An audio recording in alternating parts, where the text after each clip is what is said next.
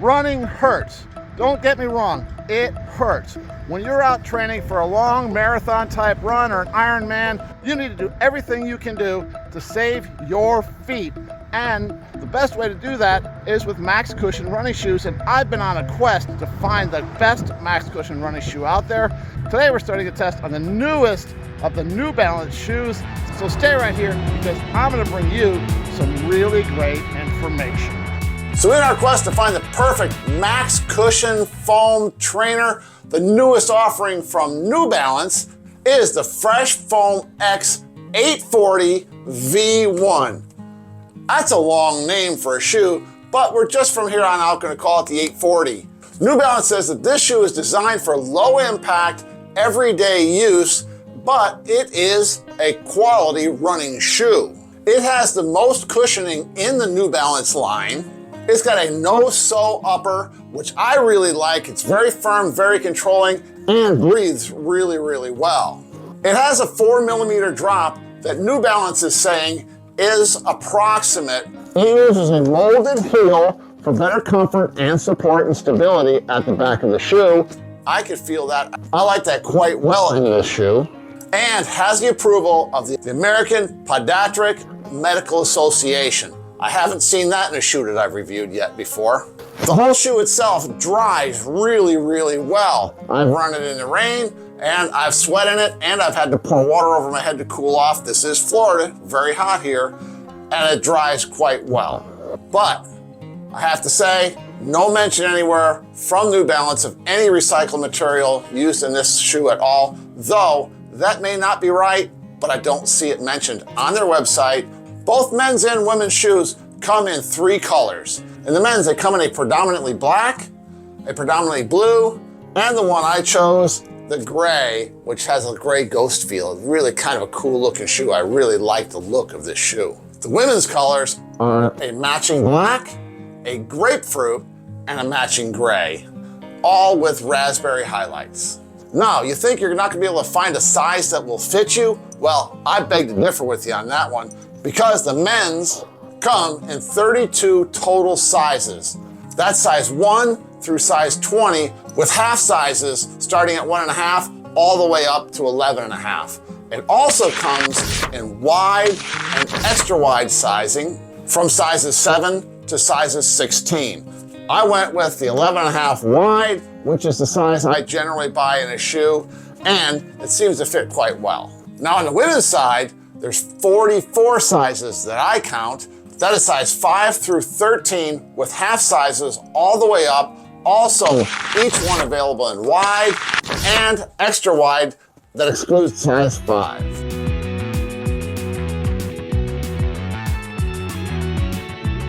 Now the important stuff.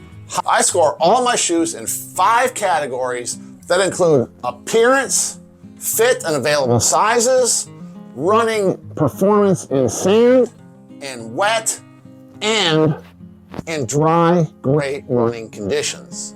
I also score every shoe as cost per mile, and we'll take a look at that later in comparison with other shoes that we've done reviews on in the max cushion training category. So if you're getting value from this video, drop down below, give me a thumbs up, and if you like my shirt, there'll be a link in the description where you can pick up your own caution, onto the scores. For appearance, I find this shoe to be fresh looking, nice and sharp, understated, and has a real good eye appeal. The colors that are available can cover everybody's kit combinations if they race in. I give this shoe a 7 for appearance. For fit and sizes available, like I said, I got an 11.5 wide. It fits me absolutely spectacular. No movement in my feet inside the shoes whatsoever. My toes feel good. The toe box is nice and wide. I give this shoe an 8.5 out of 10 for fit and the huge amount of sizes available. Now on to the important categories, the performance. I ran these in sand, in water, and on nice, clean, dry pavement. Our first category is sand. Running these on sand, I found that they have a tendency to, as the lugs here hit the ground at the front and you go to push back, you'll feel just a little grab as the sand grabs inside of the lugs at the front of the shoe. As you go back and push off, beautiful, no problems whatsoever. I really like how these run in the sandy conditions. They're steady, they're stable, but in comparison to a trail shoe, they score a 5.5 out of 10. Now in the wet conditions, these are a really good shoe. I found that running on a wet road, I didn't feel any difference between this shoe running wet and this shoe running dry. I really, really like this shoe. I would use this shoe all day long in a rainy, wet race or in a rainy, wet training session. So, how do they score? 8.5 out of 10. Great scores going on for this shoe.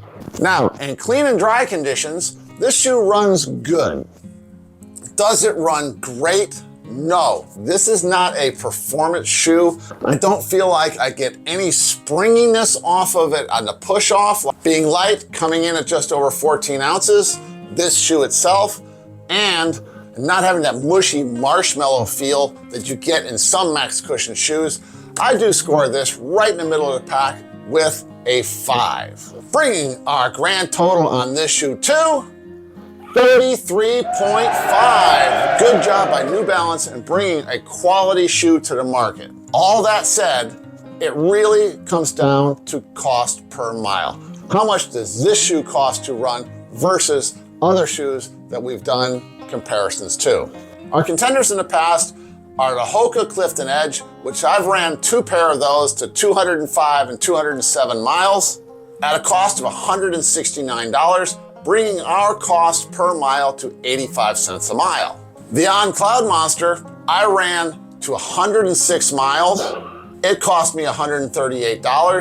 That's $1.34 per mile. That was my highest cost per mile shoe, but I really liked the performance. I would use that in a race. The next shoe we did was a Diadora Vigore. The Diadora Vigore came in at $138, ran for 236 miles. That came in at 58 cents per mile, but you can find that shoe for $111, brings the price down to about 51 cents per mile. The last shoe we took a look at was the ASICS Gel Nimbus 25. That cost me $106, but I got my most mileage out of that shoe than any other at 309 miles. That comes in at a cost of 51 cents per mile. Very, very good shoe. I like that one. Now, what are we looking at as for cost for the New Balance 840s? They cost me $139.99 at the New Balance store. They cost $139.99 on Amazon. I found them no place for less than $139.99. I call a good average shoe to come in about 250 miles of running. That would bring the estimate of cost per mile to 56 cents per mile. But remember, in our retirement video, we will see what we actually ran and give you the final cost per mile then. Would I buy this shoe again?